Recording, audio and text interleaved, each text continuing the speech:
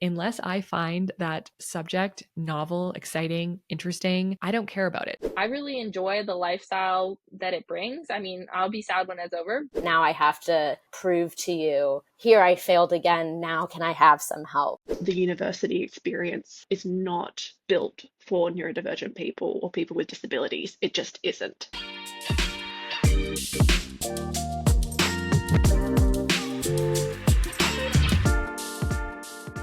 Hi, friends, and welcome back to Dopamine Dollars, the podcast where we dive into the emotions, science, and real-life impact of managing your money and your life when you're neurodivergent. I'm your queer ADHD host, Elise Fulmore, and today we are talking about navigating college or other schooling as a neurodivergent student. Whether you're currently in school, thinking about going back to school, or you've just had a negative experience with school in the past that you'd like to reframe and move past, this episode will have something for you.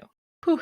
Okay, y'all, if you follow me on Instagram, then you already know this, but this is my second time filming this podcast because the first time in an attempt to make the YouTube version of this podcast, which, by the way, if you didn't know, season 2 of Dopamine Dollars is also available now to watch on YouTube. But in an attempt to make it a better experience for people watching on YouTube and not have the mic covering my face as much, I decided to hold the mic. I do have a mic cover, and I thought that would probably be good. I wouldn't need this pop filter. And I even tested it out. I said some things. I listened to it back. I was like, this sounds great. And then I record the whole episode, go to edit it, and I realized audio quality was not great. And there was too many audio issues for me to even feel good about putting the episode out. So I just decided to re-record it, which is why we are here. You know what? I'm going to be honest with you because this is a neurodivergent podcast and I'm neurodivergent. And I feel like you need to see the behind the scenes of what it's like to be a business owner and have a podcast when you're neurodivergent. I'm recording this on Wednesday and the podcast goes out on Thursday. That is how much I have put this off because I felt so good about the first round that I recorded and the audio is so bad and I was so frustrated by that. And so I just didn't want to do it again. But here we are. I'm doing it. Let's move on. Important piece of info before I get into the episode is that the wait list for my signature group coaching program, the Neurospicy Money Method, is now open. And if you didn't know, this is the only form of coaching that I do anymore. It's because I love this program so much and I just have seen the impact that it has on people and I can't stop doing it. But I haven't been able to run a cohort this year at all because of the book launch. So this is my first cohort of the year. I'm super excited. I'll be putting out a lot more details on Instagram about what the program is like, as well as sending emails with more information to those of you on the waitlist. So if you are interested at all, definitely check out the link in the show notes. I will link the page to my website that just tells you more details about the Neurospicy Money Method in general. And then I'll also put the link to join the waitlist if you're just like, yeah, just put me on the waitlist. I'm good. There's a lot of accountability. It's really fun. And I would love to have you join us. Going to college is challenging in general, but neurodivergent folks face unique and additional struggles such as stigma and prejudice from professors and peers, academic difficulties, social isolation and loneliness, emotional difficulties, and increased mental health challenges. These struggles can then lead to the development of unhealthy coping mechanisms, difficulty managing a typical course load, increased time needed to graduate, and ultimately result in dropping out before degree completion. According to the CDC, 1 in 54 college students are diagnosed with autism. The World Health Organization reported that more than 1 in every 7 college students has ADHD. A study done in 2020 found that the population of college students with ADHD has increased from 2% to 11.6% over the last 20 years. The estimated prevalence of ADHD in college students worldwide is 16%. The research also shows that neurodivergent students are less likely to complete their degree than neurotypical students. Post-secondary completion rates for autistic students is 39%,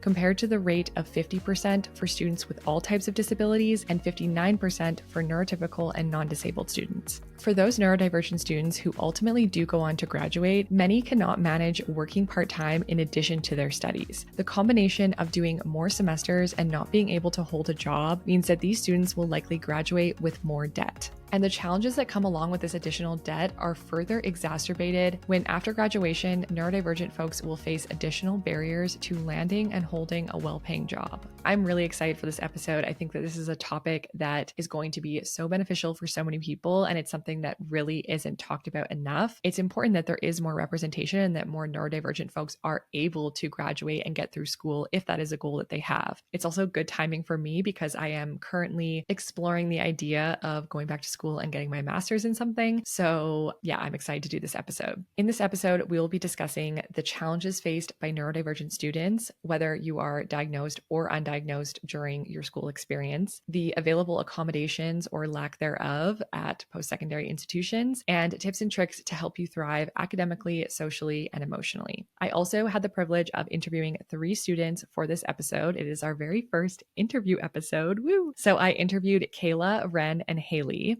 Kayla's pronouns are she, her. She has a BA in Global Development Studies, a law clerk diploma, a master's in global politics, and is currently doing her PhD in political science. Next, we have Ren, whose pronouns are they, them, and they completed an undergraduate degree, a postgraduate law degree, and are now fresh into their PhD. Haley's pronouns are they, she, and they completed an undergraduate degree and a law degree. So literally all 3 of these people have so much experience being a student, and you are going to learn so much from all of them. You will be hearing Kayla, Ren, and Haley's experiences, opinions, and tips throughout this episode. So let's get into it.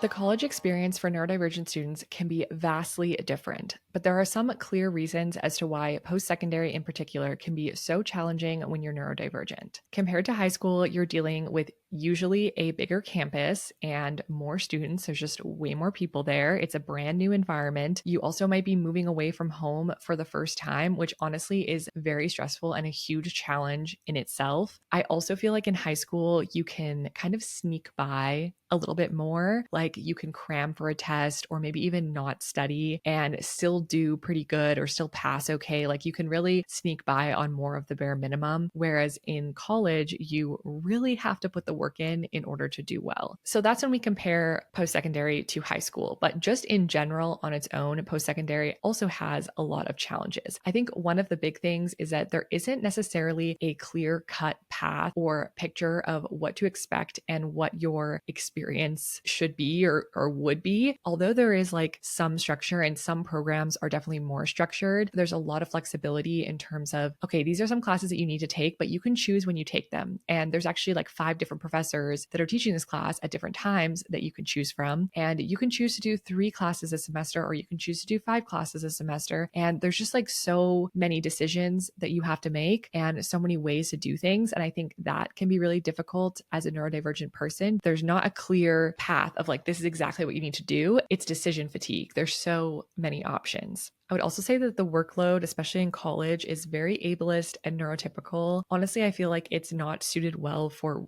really anyone. The college experience really promotes hustle culture and pulling all-nighters and over caffeinating and just a lot of like unhealthy habits, basically to do and get through this like huge workload that we're given. The experience of going to school also involves a lot of executive function, constantly having to manage different deadlines and plan out different things and organize different things and manage your time. And there's also a lot of transitions and task switching, constantly switching from different classes that use different parts of your brain that involve you to like dive into something else. And that can be really difficult. Your experience with post-secondary education can also differ greatly depending on what your program looks like, what kind of schooling you're actually doing, and what level of education that you're in. In this episode, we're going to be talking a lot, obviously, about some of the issues or hard things when you're neurodivergent, but I also want to mention that there are positives as well, and there are neurodivergent students who are thriving and who do love what they do. We're now going to hear from Kayla and Ren, who are going to tell us about how they feel about school in general right now.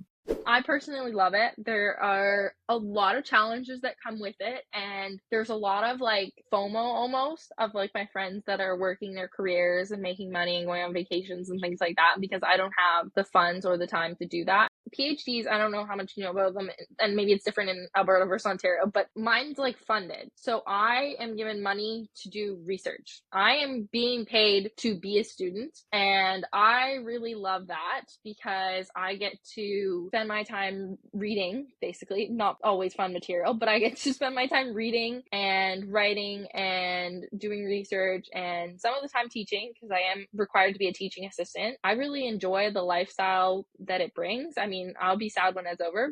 For a neurodivergent person, I think studying can be a bit of a double-edged sword. It's really great to have structure and routine and to have really clear expectations in the form of, semesters or trimesters and assignments with detailed criteria, and to have this path that's very, very clear. But at the same time, that can be so overwhelming and stressful, and deadlines are a whole thing. And the university experience, for the most part, is not built for neurodivergent people or people with disabilities. It just isn't. And so I think for me personally, I've definitely felt both ways. I feel like a lot of things that Kayla and Ren just shared with us are very similar to how I feel about school as well. I found school to be very challenging at the beginning because I was in general sciences, which I'm sorry, everyone tells you to go into general science if you don't know what you want to do, but general science is literally the worst. If you like it, I'm happy for you, but it's so brutal because the required classes are so boring. They're also huge class sizes. You can't really get personalized support. And it wasn't until I transferred into kinesiology, which is what I have my degree in, that I began to really, really enjoy school. If you have ADHD, unless I find that subject novel, exciting, interesting, I don't care about it. So once I was able to switch into a degree program that I actually really enjoyed, I still found it challenging. I still struggled, but I ultimately enjoyed the experience of being a student. I think one of the things that can affect your experience in post-secondary is whether or not you were diagnosed throughout that experience. So some of the challenges you might face if you're undiagnosed, you might be struggling to complete your work and stay on top of schedules, struggling to pay attention in class, get things done on time, like manage all the different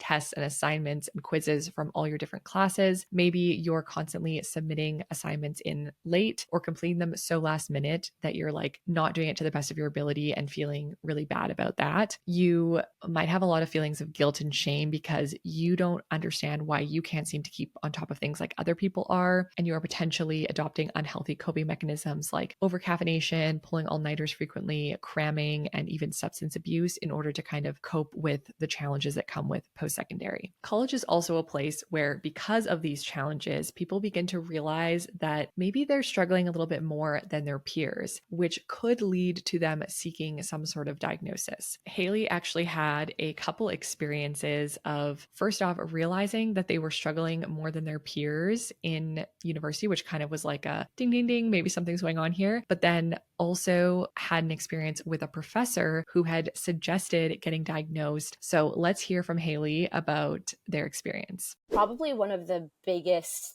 differences that I saw is that I had to do what to me felt like so much extra legwork in terms of re-reviewing, getting outside extra help, either in the form of tutors or extra office hours with professors, teachers' assistants, or even going so far as to buying supplemental information online in terms of here's all the narrowed down information that your professor is teaching you in just bullet points and stuff like that. And so I was spending so much extra time and so much extra money just trying to get the same understanding that it appeared that my peers had. I couldn't go out to friends' birthdays or couldn't go out to $2 Tuesdays at the bar because I was still trying to get through a reading or finish a paper that I had left until the last minute because, nothing is quite as exhilarating as writing a 10-page paper in 2 days. One of the things that was the most beneficial actually happened after my first semester of law school. I got my grades back over winter semester, and my professor offered, she was like, hey, if anybody wants to come in next semester and talk about your exams and your grades, let's do that. And I went in and she's like, Haley, what happened here? And I was like, I honestly don't know. I froze during the exam. And she was like, I know that you know this material. You've come to office hours. We've discussed this. You talk in class. You ask good questions. I just don't know what happened. And I was like, I don't either. And she finally kind of goes, well, have you ever thought about having testing accommodations? And I was like, no, and I don't really know what that means. And so she kind of explained it and suggested that I do ADHD testing to see if it was that, if it was anxiety, if it was something else. And it turned out my first psych evaluation testing, just, anxiety and strict perfectionist parents, no sign of ADHD. So I actually wasn't even diagnosed until after law school. Kind of crazy that it took so long and so many people outside of my daily life to recognize that there was something going on underneath everything that was preventing me from showing up and, working and processing properly. However, it can be difficult to get diagnosed during university for a couple of reasons. One, I do think that is often written off. Neurodivergence is written off because instead your challenges are attributed to stress. And I don't know why this is, but I just feel like so many healthcare professionals on campus are just being, quite honestly, I don't like using this word, but I feel like they're being lazy with their diagnoses because they're just like, oh, college students are stressed, so obviously it must be stressed, without digging deeper into it. For like 5 years, I was seeking answers to my symptoms of ADHD. I was told in university that it's stress over and over and over again. After advocating for myself a lot, my doctor finally said, okay, maybe you have anxiety, still didn't test me for it and prescribed me anxiety medication, which did not help me at all. And then I withdrew cold turkey, which don't ever do that, but I didn't know that you weren't supposed to do that. And I had brain zaps for 8 months. So that was my experience. And this happens to a lot of people. And there's also this perception that college students are trying to get the diagnosis of having ADHD so that they can abuse stimulant medication. But I don't think that's a reason to not still allow someone to go through the process of like getting a diagnosis. You know what I mean? Like still test them. And then if they are trying to do it for medication, then you'll find out because they won't actually have ADHD. Like, why are you just not even letting them go through the process right off the bat? I think that's just ridiculous. Now, even if you were able to avoid all of that, and have someone who's going to take you seriously, getting a diagnosis can be very pricey depending on how you get diagnosed. And the waitlist for getting a diagnosis from someone like a psychiatrist is usually months and very expensive. If you do manage to get a diagnosis, that also presents additional challenges mid-degree because you are beginning to go through this process of coming to terms with your past, mourning the way that your childhood or previous school experience could have been. You're unmasking, and you will likely experience some skill regression as well. Ren actually had some excellent advice in terms of this because they experienced this exact thing where they were diagnosed in the middle of doing school. So let's hear what Ren has to say. I did 1.5 degrees not knowing what was wrong. And then I got the diagnosis and things became very clear. If you are in the middle of a degree and then you get diagnosed, there is like a process called unmasking that happens. And you may want to take a break from study because it is a lot more intense than you think it is going to be. There is this period, maybe not for everyone, but for me and for a lot of people I know, this period of skill regression that can make studying quite hard.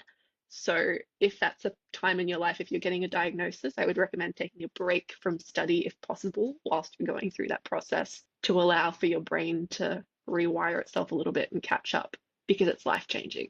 I just think that was such incredible advice because often I think the narrative, especially when you're in like college, is power through. It's supposed to be hard. It's not supposed to be easy. Like it's going to be worth it in the end, But the experience of getting diagnosed is just so much. It's so much. It'll be 4 years in December since my diagnosis. And I still have moments, probably weekly, where I am reminded of something. I have a memory of something and I have a whole other period again of mourning. You have this moment of like, how different could that experience have been if I had had a diagnosis or if I had even just knew this about myself? The advice to just take a step back, maybe take a semester off, even just to allow yourself to navigate those feelings, to also figure out what actually works for your brain and what accommodations would be helpful is also a really good thing to do. Because as we're about to talk about, the process of getting approved for accommodations and getting the accommodations that you need can be very challenging. And trying to do that mid-degree right after you got diagnosed would just be a lot to juggle.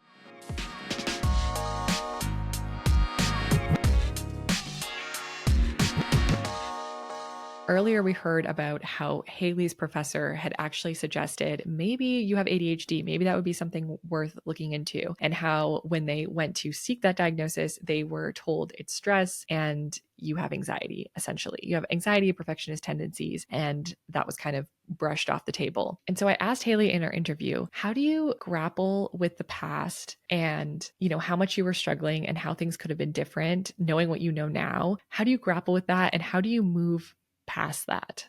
If you hear me getting emotional, I am, because I'm a year and a half out of my diagnosis. So it's still, I think, fresh in that mourning period. And even within recent years, or even before I had an official diagnosis, there were so many times where I would be, and it especially came up in law school, I was like, oh my God, if I knew, or if a teacher, kind of pushed back on my parents a little bit, or if my parents weren't so involved with, outward appearances, and how could they have an ADHD daughter and stuff like that? Like, I could have gone to Harvard Law School. And so I'd have all of these stories that would kind of come up. It's tough, I think, like even still on like a day-to-day basis, it's kind of coming to terms with where I was, how I got there, and where I am now. Do I want to be in such a rigorous academic professional space, or is it just something that I was just such a curious intellectual child, and people just assumed that that's where I would end up, and so now I'm trying to like fulfill their prophecies for myself and live up to, their standards and expectations. So I think a lot of it right now is like deep personal work, discovering if and how I want things to be in my life, and figuring out if it's, something I've prescribed for myself, or if others prescribed it for me. And I'm still just trying to like perform as the perfect go-getter, 110% effort at all times, which somehow got me to where I am today, but, at what cost type of thing. And I think there's always going to be some sort of mourning periods. And what if, for me, a way that I kind of process and deal with it is just like really sitting with those feelings and what comes up. And so slowing down for me is definitely something that has helped with that, and really just like evaluating who I'm doing things for these days. I think sometimes, like for me, I get angry, especially regarding other people. I recall sometimes in university where I did need help and I was asking professors and things like that. And these professors just like did not have 1 ounce of empathy when I'm coming to them during office hours, just giving me an ounce of empathy instead of treating me as if I wasn't putting enough effort into the class. I think that would have gone so far. Now, even if you're currently in school or did complete schooling with a diagnosis, there are still challenges that you have to face, like trying to navigate and access proper accommodations, maybe difficulty advocating for yourself, because even if you're able to get those accommodations, you still might have to advocate for yourself with professors and other staff. You might deal with stigma or misunderstanding from your professors and peers, and you're ultimately still having to navigate a system that wasn't designed for us. I've personally never experienced what it's like to do post-secondary education with a formal diagnosis, but Kayla and Ren do know what this is like. So let's hear from them.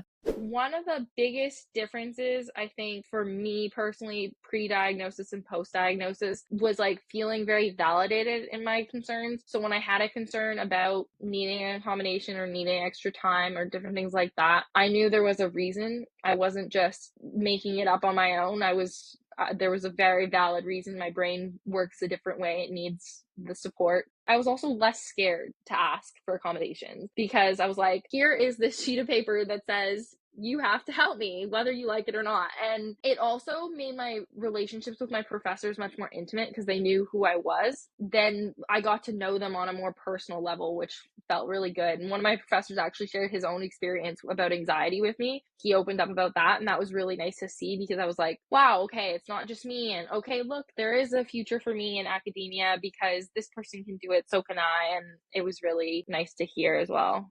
Prior to my diagnoses, I say plural because I was diagnosed with ADHD and autism kind of separately. One came and then I got medicated, then the other came. The process of studying prior to my diagnoses was this cycle of procrastination, overwhelm, shame, guilt, stress, very intense working into the night to get things finished at the last minute, and then, or coping, I should say, using some less than ideal means and strategies, and feeling better, and then repeating that cycle. And that's not a healthy or sustainable way to live, let alone to study, when you're meant to be giving your brain its best chance to succeed and to learn. So leading up to the diagnosis, and then especially afterwards, there was a big shift in reassessing how I needed to structure the degree, which in my case was extending the degree, but also how I approached those deadlines and those assignments and those tasks, and used different strategies or routines or people or apps or whatever it was.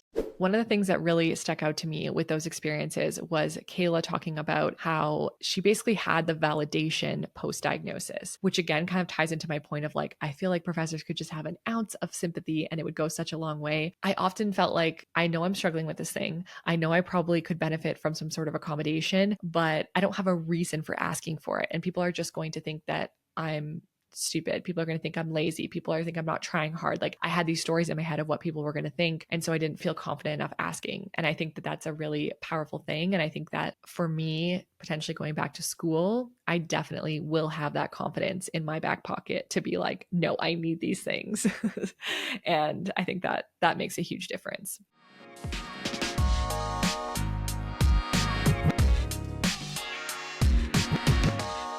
Whether you have a formal diagnosis or not, when you're neurodivergent, you are more prone to overwhelm, self-esteem issues, and burnout. You would likely benefit from accommodations or support. So let's talk about what those accommodations can look like and the barriers that exist to accessing them.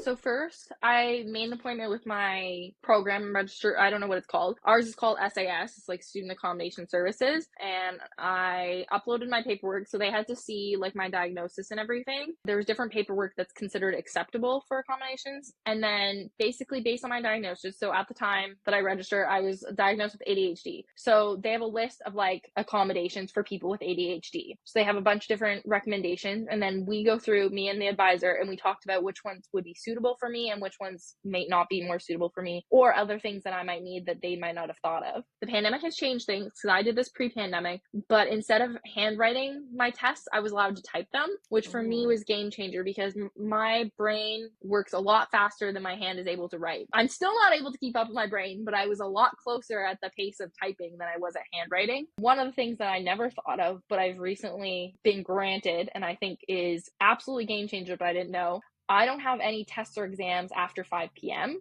The reason they do this is because your medication wears down. Your medication starts to wear off by the end of the day. And that was something I never thought of. But when they told me, I was like, oh my God, I'm horrible in the evenings. Like, that's a great accommodation for me. One of the things I've realized with my accommodations is accommodations I had before were designed for graduate school. They were things like extensions and alternative text formats, because sometimes my scans were really poorly done, so I'd be able to get them reconverted. But one of the things I realized is now I'm going to have sit-down tests for the first time in a very, very long time. And I was like, okay, wait a second. I don't know that I can do that like a normal person. And so when I get my extra time on my tests, I get to write in a quiet, separate space from the other students and like different accommodations like that. I'm going to give a little bit of a roundabout answer if this is okay. So I started my law degree at the start of 2020. Something happened, which meant that everyone was working from home. We were studying from home. So I was able to study in my own environment. I was able to attend class without the stress of being in person amongst 20 to 30, 60 other people. Usually we would also have access to recorded lectures, and the material was just really accessible. Our marking scales were all a bit different as well and a bit more lenient because of what we were all going through. And I really don't think I would have gone through the degree if it hadn't been for that 2 or so years of being studying from lockdown. Because without realizing, those were the accommodations that I needed in order to do the degree. And so when that started to change and we started to go back to in person, I did not handle it very well at all. And that's what kind of resulted in me getting the diagnoses, because I kind of thought, why am I not coping as well as everyone else? What's happening? It just seems a billion times harder than it should be. Something's not right here. I want those accommodations back. And so then I got the ADHD diagnosis, and then I was able to apply for what they call an academic adjustment plan. So at least in Australia, the majority of universities have a disability system through which you can apply for an adjustment plan. And so I got my academic adjustment plan done, which meant that I was able to not have mandatory attendance in class. So the days where I was having meltdowns or I had to leave class, that I wouldn't be marked down for that. I was able to access lecture recordings so I could revisit things or do things at my own pace as well. And I was also able to just use the academic adjustment plan when I was applying for extensions as well for assignment. Prior to that, whenever I had an assignment coming up, I would usually have these huge meltdowns beforehand and have to go to a doctor every single time, which costs money to get them to write a request for an extension every single assignment every time. So having the adjustment plan pre-existing meant that I could just use that and say, I've got these pre-existing conditions, can I please have an extension? So it just made everything so much smoother. And that was kind of for the last year of my degree. In law school, I was able to get time and a half in a private room, no more than 6 hours of testing a day. My law school was, very accommodating to my accommodations. I was able to have that, completely and thoughtfully done. And it was so helpful. So that was great. But what has been probably the most difficult in kind of the accommodation process is getting the accommodations approved and fulfilled as needed for licensing exams. And to this day, I still haven't had the full accommodations that I was recommended by this doctor who did my official first evaluation for any of my licensing exams. And they were like, no proof, sorry. And I was like, really? Because I now have ADHD, apparently. So that's a little different from the last time I requested some accommodations, but sure, okay, we'll see what happens. And at least in California, which is where I went to law school and have taken my licensing exams, it's kind of a situation of like, prove to us you need it by failing, and then maybe we'll give you what you asked for. I've been, quote unquote, failing for 30 years now, but now I have to, show you again and prove to you, here I failed again, now can I have some help? Which is just so backwards. And it's tough. It's really tough. As you just heard, potential accommodations vary a lot depending on where you live and what school you are attending. For the most part, it seems like the process is pretty similar even across the world, because the three folks that I'm speaking to are in Canada, the US, and Australia. So we got some diversified views there. But basically what we heard was this experience of needing some sort of formal diagnosis. You go into an office of the support group or disability group at your school. You chat with someone to figure out, okay, what accommodations am I eligible for and what accommodations do I want and need? And then you kind of work together to put together this accommodation plan. Some of the common accommodations that we heard about and that may be a good place to start if you are looking for accommodations is extra time on exams, having a separate room, a quiet room to take those exams, having note takers present in your lectures or classes to take notes for you and to send you those notes after class, and having flexible deadlines when it comes to assignments and papers and things like that. There are also a number of scholarships, grants, and bursaries that you might be eligible for. In Canada, there's actually a grant available for technology from the federal government where you can receive money to purchase electronics that will help you with your learning experience. So things like a laptop, iPad, noise-canceling headphones, you can get grant money to buy those things because they help make school more accessible. You may also be eligible for a disability grant that can give you money every semester to help with education costs. And Kayla has some specific experience accessing similar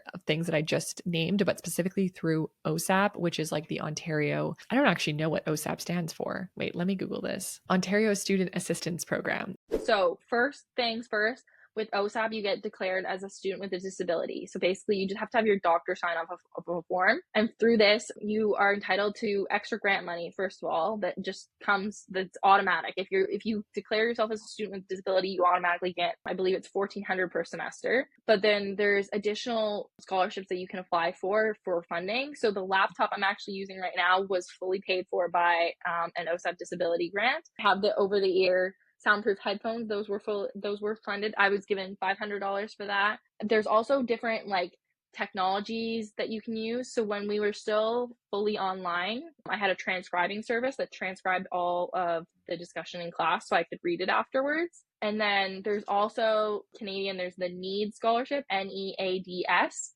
They are scholarships for students with disabilities. There's so much different funding, But the key is most of them require that you're registered with OSAP as a student with a disability. So you must do that first. Autism, ADHD, all the different things, they all count, as long as you like get your doctor to sign off on it.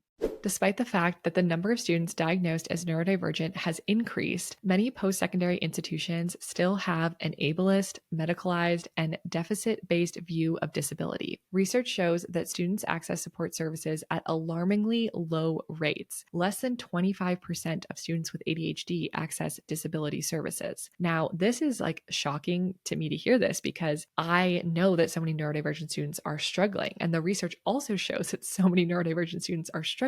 Yet, why is the percentage of students accessing these accommodations so low? The reasons for this are not completely clear and differ from school to school, but are likely because of a lack of accessibility for these services. So even though these are services for students with disabilities, a lot of them tend to not be super accessible and have a lot of barriers. So that can stop students from accessing those, and that the support isn't meeting the demand and needs of students with disabilities. So basically that the services provided by these support service administrations are not actually the services that students with disabilities want and need. Some of the barriers that exist for accessing accommodation include the steps involved in actually applying for the accommodations. Sometimes they are very challenging to navigate and involve a lot of paperwork. You also then might have to deal with administrative delays. It might take a while to actually get approved and be able to start using those accommodations. You also might have to deal with explaining those accommodations to professors and deal with any potential pushback.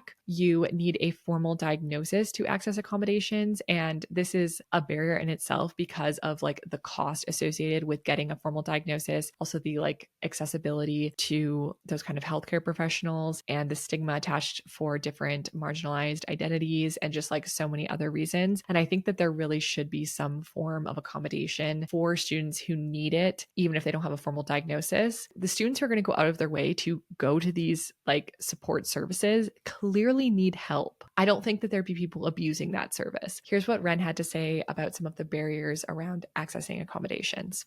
It's frustratingly flexible. They don't really give you upfront what you can apply for or the accommodations that they can do. They're always a bit opaque in that sense, which is frustrating. I like to plan. I need to know and understand these things and have time and space to think about these things beforehand, as opposed to just suddenly being in the appointment and being presented with these options and just guessing at what would fit best.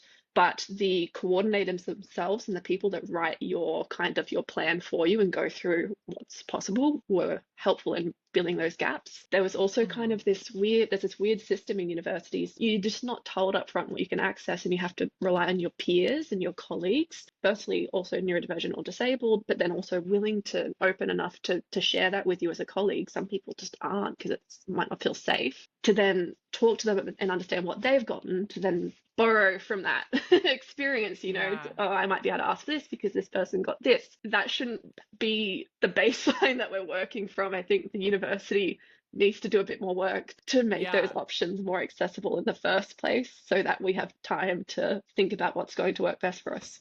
Not only is accessing these accommodations potentially very challenging, but there also is the potential that the students around you might treat you differently because of these accommodations. And this was an experience that Haley had, which was really actually shocking for me to hear. But they had this experience in law school after getting the accommodations for test taking. And it's maybe not the stigma that you were expecting. Let's hear Haley's story. What wasn't helpful was like all the stigma that came with it, especially in a place like law school where you're brought in on the first day and they tell you like, look to your right, look to your left. One of them isn't going to be here at graduation.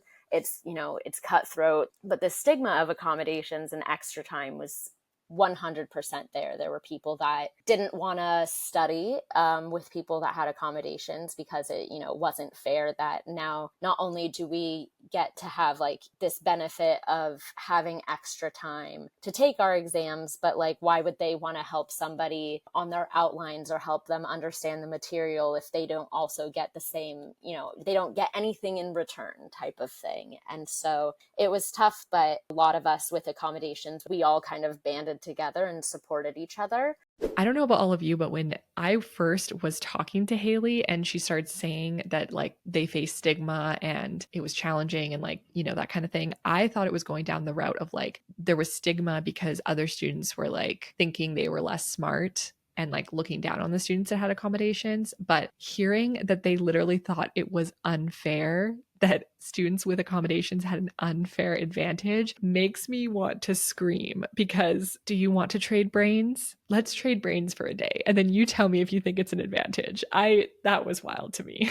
Overall, I feel like actually trying to access these accommodations requires you to constantly be advocating for yourself, which in itself is exhausting and challenging as a neurodivergent person. So I want to talk about some tips for advocating for yourself. But first, let's start with the definition of self-advocacy, which is the ability to express your needs and ask for those needs to be met. When it comes to advocating for yourself, there's some important key things that I would recommend. First off, I think it's important to understand your needs. In order to clearly communicate what accommodations you are seeking, you need to understand what helps you. And also knowing why it helps you can be beneficial because you can use that to explain to others in order to help them understand. Now, obviously, if you are newly diagnosed or have never been diagnosed and in school at the same time, then you may not know exactly what your needs are, and that's okay too. This is, a learning process. So I would say use the first year to kind of test out these accommodations. Be upfront with your support services contact that like,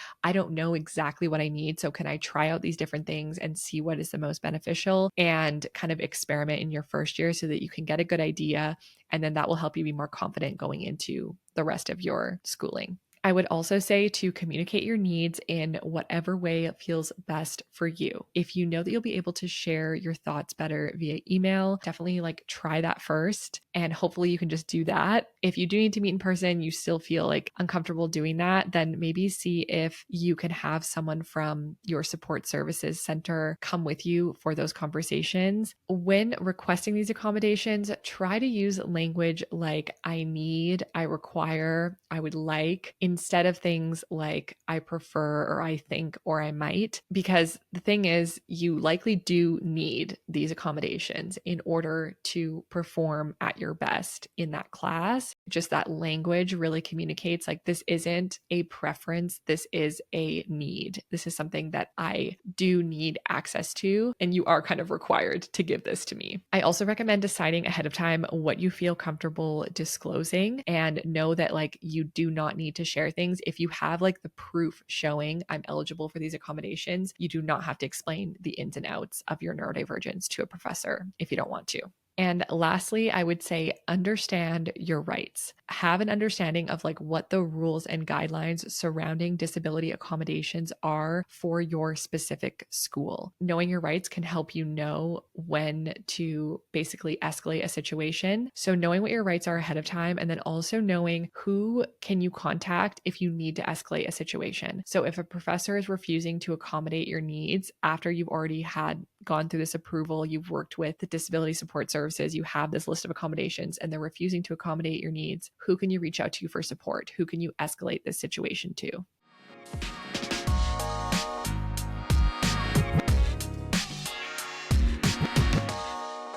I mentioned at the beginning that I feel like the only reason I did so well in university myself was because I got lucky with a few things. Number one, I only had to do those basic classes for a year before transferring into kinesiology, which I loved. I believe that that was a huge key to my success because I didn't have to do classes that I wasn't interested in for very long. And the second thing, which is the biggest thing and truly the defining factor in me doing well in school and making it through, is the group of friends I had. I cannot say thank you enough to that group of friends. If any of you are listening, I love you.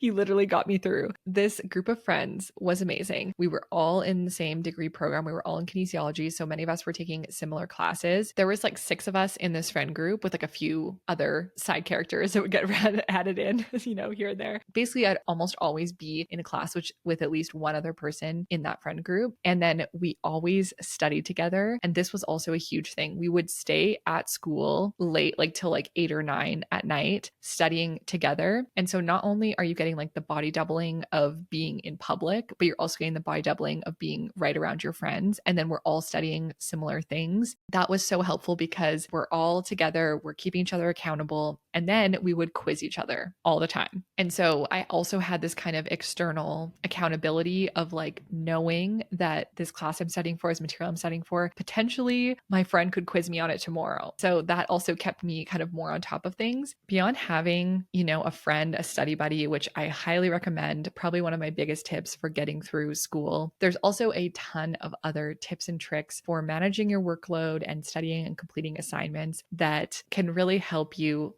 navigate this process. First off, let's start with overall managing your workload. So how do you stay on top of like the endless amount of assignments, classes, tests? Like there's just so much going on. How do you stay on top of that? Big tip is to find some sort of project management system that you like, whether that is like a physical pen and paper planner, whether that is an app like Notability on your iPad where you can have your digital planner, or an app like Notion, Google Calendar, things like that, or combination of 5 of those, whatever you like, but find some sort of project management tool or system that you enjoy and like, because that is definitely a big key. You can also implement things like color coding for these project management tools. So you can do color coding for different classes or for different types of assignments. So you could have like, okay, this econ class is going to be all yellow in my calendar, and this stats class is going to be all blue. Or you could say all of my essays that I have to write are going to be orange. All of the tests that I have are going to be green. So you can use color coding in that way. Kayla actually had a really good system where she only does 3 things a day. Here's what that looks like. My system is I assign 3 things to every day. They're not all school things, but they're typically school things. And I want to get all 3 tasks those done, and then I'm done for the day. So sometimes my days literally are done at like 10 a.m. And some days I'm literally done at like 8 p.m. Like it really depends, but I always assign 3 things to every day. And once those 3 things are done, I'm done, no matter what time it is. When it comes to actually like studying and completing assignments, I feel like there are so many tips. I'm going to kind of rapid fire some of them at you. So some of the big ones, if you haven't tried these already, are body doubling, time blocking. So like time blocking your schedule and using something like the Pomodoro technique, which is where you work for 25 minutes straight and then you take a 5-minute break. Finding a study group or accountability group, breaking down bigger assignments into small tasks and scheduling those out, which you can use a tool like Goblin Tools, which I've talked about before. In order to do that, it will help you break down tasks into smaller things. So if you're not sure how to break up an assignment, put it into Goblin Tools, which I'll link in the show notes, and it will help you break it down. You also can use visual progress trackers, just like we talk about with money. You can do this with assignments, with classes, with whatever you want, with a thesis, if you're doing that. Gamify your assignments and studying, reward yourself throughout that process. If you're someone who gets very restless and fidgety while studying, then try studying while moving. Something I used to do when I was feeling really antsy, like I couldn't sit anymore, is I would go to the gym at school with cue cards and I would walk on the treadmill or ride on a little stationary bike and go through my cue cards and quiz myself that way. So that's like a fun thing you could do. Another tip that many of you have, I guess, the privilege of using now that I didn't have when I was in school is using AI to help with summarizing things, brainstorming ideas, getting you unstuck when you're in freeze mode, and just a lot of other things. AI can be such a powerful tool, but I know that AI can also feel a little scary because we've seen some like recent news articles about, you know, students who have been accused of plagiarizing and things like that. So here is what Ren had to say about using AI. Use it, but it's a tool. It's not a writer. It's not something to replace your original thought, your creativity, your ideas. It is a tool. It can help you summarize content. It can help you brainstorm ideas. It can provide you feedback on what you've written so you know how to improve your writing, but it should not under any circumstances be used for, I think the generative side of AI is the most problematic in the terms of like generating content that someone can then try to pass off as their own. But I think it has infinite amount of usage. As you know, I've got one that's called Supervisor, which I've instructed it to act as if it's one of my PhD supervisors, you know, and if I give it a section of my writing or I give it an idea, it'll go, oh, you know, this has actually been covered, or this, you might need to expand on this a bit more, and give me feedback in the style that my supervisor might. And it really just helps me bounce ideas and develop things without the fear of staring at a blank page. I get Perspective AI and Perplexity AI confused. One of those two is kind of like ChatGPT, but it will provide you with sources for what it's saying. So it will actually search the internet and provide you with links to where it's gotten the information from, which is super useful. And if you are using AI to research for school, for example, it's impossible to use something like ChatGPT for research because it hallucinates so frequently and will give you the most bogus sources, people who don't exist. It's horrendous. It's a language processor. So it's a natural language processor. It does well with pre-existing material. So if you give it something to then assess, it's great at that, but it's not connected to the internet. But things like, Gemini, Bard, Copilot that are connected to the internet and can actually reference and source, and so that you can go double check and fact check that. One of the biggest tools for me was just giving in to the way that my brain works. So I didn't know I had ADHD at this time. Didn't have any awareness about it, but I did know that I was a procrastinator and that I would put things off until the last minute and that I would really struggle to just execute on the things that I needed to execute on. Basically, I would always be in this procrastination cycle. So like, let's say I had an essay due, it'd be due maybe in like 3 weeks. And I'm like, okay, I should start now. I should start gathering research now. And then like, I'll do the outline week 1 and I'll do this week 2 and I'll do this week 3. I would sit down with the intention to do it. And there was always just like something more important or something more interesting. And it would get put off until I'm writing the essay the night before. Well, I decided to basically surrender to the way that my brain wanted to work and specifically plan not to start things like an essay until like 5 days before it was due. I wasn't doing like the night before, so it was an improvement. But basically how I would schedule out my workload and how I would manage all my classes and things like that was that I would specifically plan what I was studying and what assignments I was working on based on the due dates and not based on necessarily how long something took me, because I wouldn't have that sense of urgency unless the deadline was close. Urgency is one of the ways that our brain is motivated, that pressure/urgency. I really could produce actually great work with a little bit of pressure. Give in to the way that your brain wants to do something and try to find a way to work within that. When it comes to managing your emotional and mental health, Kayla has a great tip for you.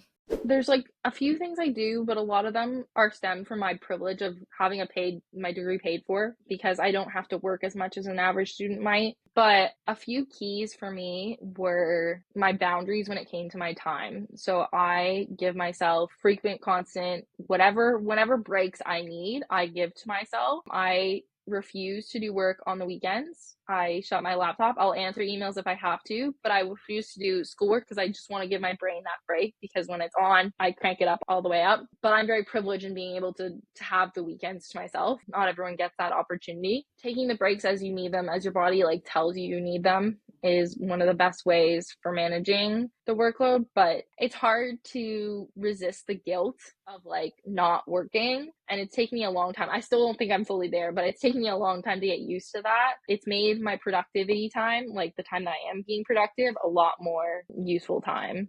I really love this piece of advice to give yourself at least like 1 day off a week from anything related to school and just give your brain a break and, do something enjoyable, do something fun. Or even if you want to do something, quote unquote productive, you can do that too, but you're just not doing school stuff. And I think that's important. I would also say it's very important to practice self-compassion as you go through this process, because post-secondary education was not designed for neurodivergent brains. If you are struggling, if you are having a hard time, give yourself compassion, because this is hard for anyone. Honestly, I feel like the way post-secondary is set up is so detrimental to everyone's mental health, but especially if you're neurodivergent. So please know that it's not you, it's the system.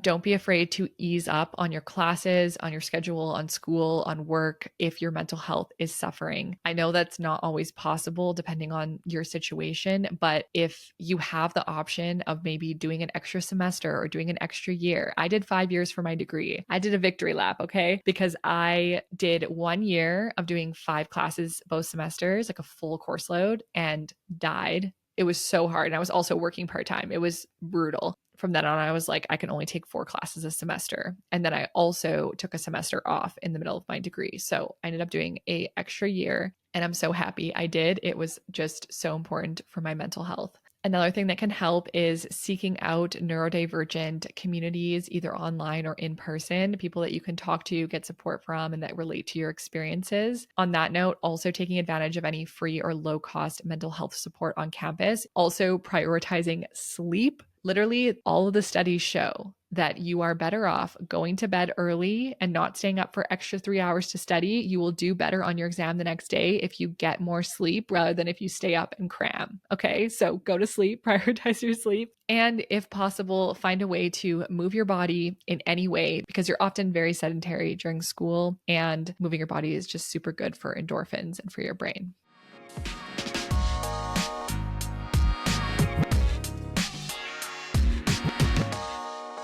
I wanted to end off on a positive note, so I asked Kayla, Ren, and Haley if you could go back and give your younger, undiagnosed self some advice about navigating college, what would you say? Oh my God, other than that I need to get diagnosed, I was just thinking about this the other day. My advice for myself would be like, go to class, because that was something I really struggled with. And when I didn't go to class, I wouldn't like catch up on the material. It's not something I really realized until my graduate level classes, like how valuable it was attending class.